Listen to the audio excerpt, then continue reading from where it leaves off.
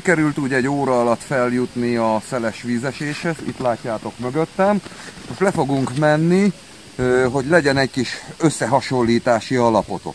Azért hívják a Szeles vízesést Szeles vízesésnek, mert ugye mivel nagy magasságból érkezik le a víz a földre, sokszor a szél elfújja, szinte nem lehet látni, hogy itt víz esik, csak azt, amikor leérkezik a vízesés alatti kövekre, ahol... Menjen a film, számoljon meg a lényeg, ugye?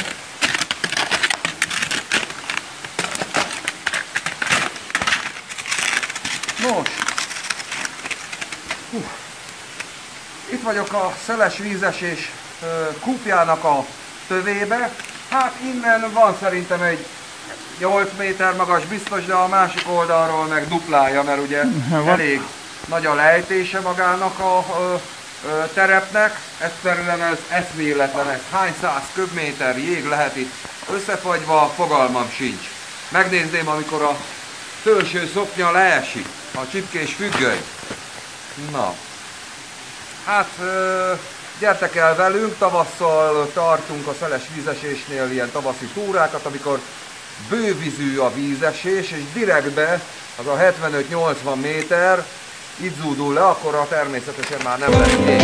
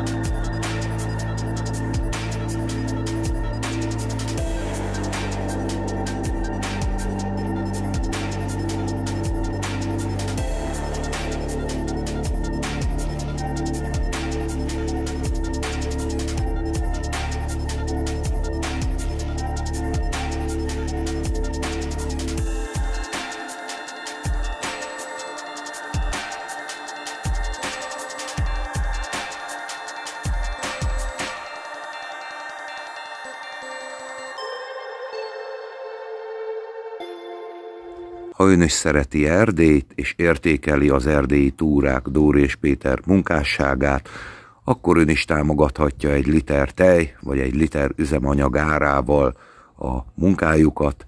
Kattintson a YouTube csatorna felületén a csatlakozás gombra, és ott kiválaszthatja azt az összeget, amivel hozzájárul ahhoz, hogy még szebb filmeket készítsen Dóri és Péter, az erdélyi túrák. Köszönjük!